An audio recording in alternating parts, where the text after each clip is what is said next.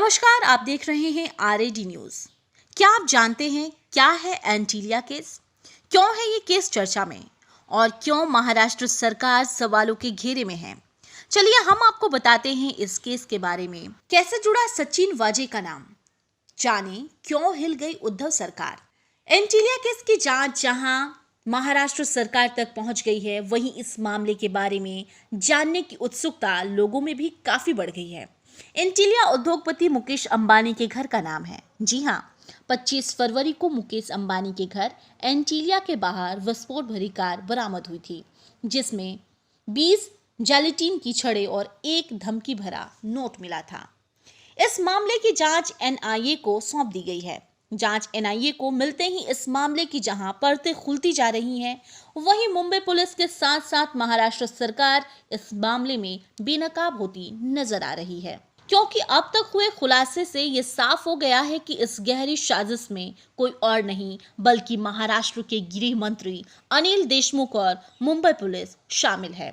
अगर बात करें हम कि कैसे इसका खुलासा हुआ इस केस का, तो सुनिए। एंटीलिया केस में उस समय नया मोड़ आ गया जब विस्फोट लदी स्कॉर्पियो के मालिक मनसुख हिरेन की संदिग्ध परिस्थितियों में मौत हो गई।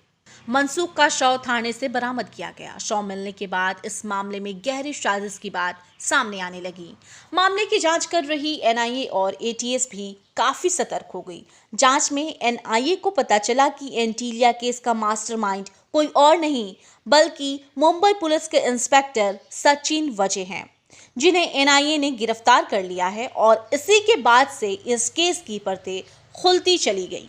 जांच में पता चला कि निलंबित पुलिस अफसर और स्कॉर्पियो मालिक मनसुख हिरेन के बीच मुलाकात हुई थी।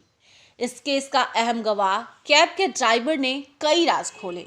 जी हां, स्कॉर्पियो गाड़ी के मालिक मनसुख हिरेन की हत्या की जांच कर रही एनआईए को ओला कार के ड्राइवर ने बताया कि मनसुख को छत्रपति शिवाजी महाराज टर्मिनल तक पहुंचने के दौरान मनसुख के 5 फोन कॉल आई थी।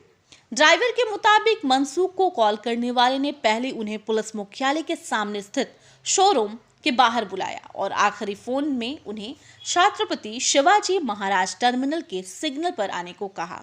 मामले की जांच कर रही एजेंसियों ने इन सीसीटीवी फुटेज को प्रिजर्व करने के लिए एलटी से संपर्क किया है। बता दें कि मुंबई में ट्रैफिक चौराहों पर लगे सीसीटीवी कैमरे के संचालन का काम एलएनटी ही करती है। इस केस में खुलासे के एकदम करीब है एनआईए को जांच में पता चला है कि एंटीलिया यानी मुकेश अंबानी के घर के बाहर विस्फोट भरी कार पुलिस अधिकारी सचिन वाजे ने ही खड़ी की थी।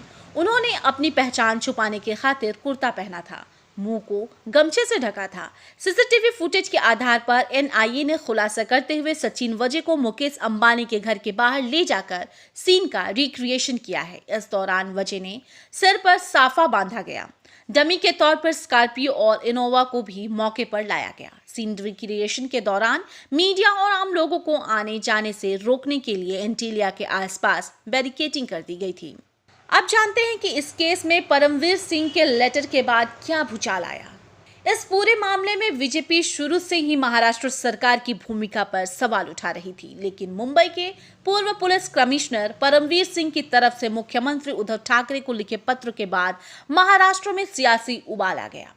परमवीर सिंह के लेटर के माध्यम से एंटीलिया केस में उठ रहे सवालों की कड़ियों को जोड़ दिया गया। इससे महाराष्ट्र के गृह मंत्री अनिल देशमुख ने न सिर्फ बेनकाब हुए बल्कि उद्धव सरकार की विश्वसनीयता भी संकट में आ गई है।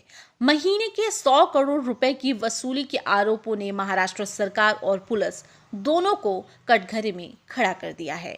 गृह मंत्री अनिल देशमुख एनसीपी अध्यक्ष शरद पवार के काफी करीब माने जाते हैं।